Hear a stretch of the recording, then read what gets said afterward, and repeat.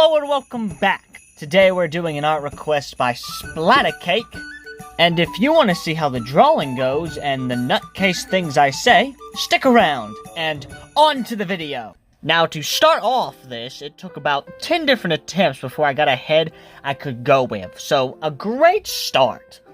Going into this, I already had a plan. I already knew what pose I wanted to go in. I already had all the reference I needed. So everything was planned and ready, making this drawing a lot more calm to do. Not that it was calm. Recording and doing art request is never calm, but it made it a lot less stressful on me. When it comes to reference, I would say use as much reference as humanly possible. The more, the better. Especially if you want to get better. Using reference is great. Looking at different art pieces and seeing how this artist drawed that, see if you can apply it if you like it. See how this other artist drawed that, see if you can apply it. Use real life reference as well. Yeah, that is really good for drawing hands, so use reference. Once I finish drawing this little strand of hair, we move on to the hat. And I've struggled a little bit with hats, especially with the perspective and the angles. That kind of is tricky, but I think I'll end up getting this one kind of decent. Something that happens always after I'm done drawing when I'm actually editing the video is I look back. At the time of drawing, everything seems normal. This looks good. When I go back and look at me drawing, I'm like, what are you doing? There's no way this is going to work. Like, no. The angle's completely off. And then I realized, oh, no, I did fix that later. Oh, okay, good. I don't know, that just happens to me a lot. I'm not sure if any of y'all can relate, but moving on.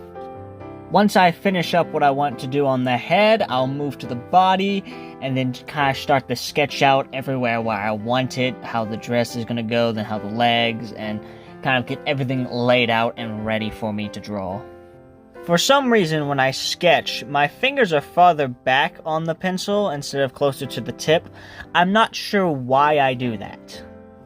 When I get to the legs, it's kind of just going to be the normal plan. One leg going straight down and the other one kind of up a little bit. So, same plan as I've kind of been doing with a lot of these art requests. One leg down and one leg up.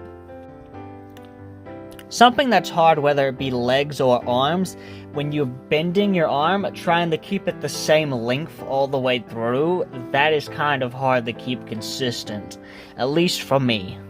When it comes to motivation to draw, I'm everywhere. One day, I'll be like, I want to draw, and I can draw I feel like I could draw for hours or maybe even days on end. And then the next day, I'll be like, I have zero motivation to draw or do anything, really.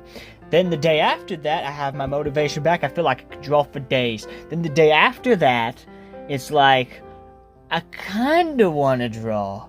But when I actually get started, I lose the motivation to draw. By motivation, it moves everywhere. When drawing hands, and I've said this before, have reference. Reference, reference, reference. The more, the better. Especially with hands and feet, but really with hands, because you really want to know how much gap is in between the fingers when they close, just where the fingers are, depending on what position you want it. Reference is really good. More the better. Real life reference, also reference from other art. And to me, having reference from your own drawing of hand, because you're going to know how you drawed that, which is going to help you draw it a second time, and also figure out how to improve from your last hands.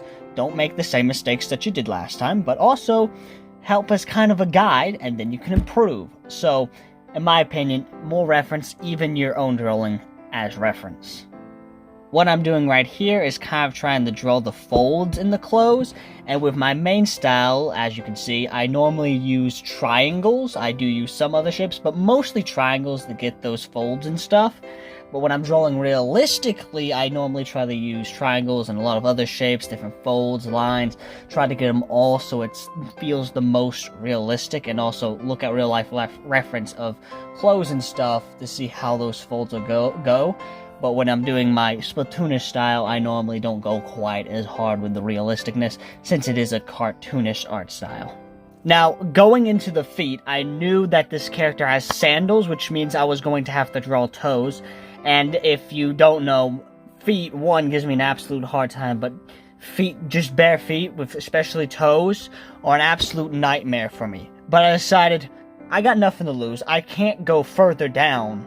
I just can't. I'm horrible, so nowhere to go down, so the only way is to go up. And I took and searched up a million different, maybe not a million, a bunch of references for drawing feet, for side view and front view.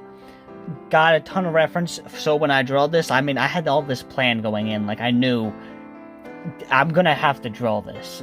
I don't think there's any way around it, so I just did it, took a bunch of reference, and these are coming out great. These are probably the best feet I have ever drawn.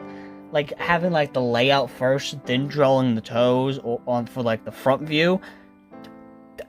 Oh, wow. That made it so much easier.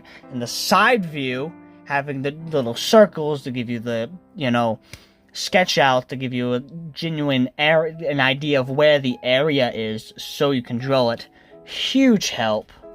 And just look at these things. They look like feet. You understand that? I drawed feet. Most of what's left is just coloring, and it really shouldn't take that much.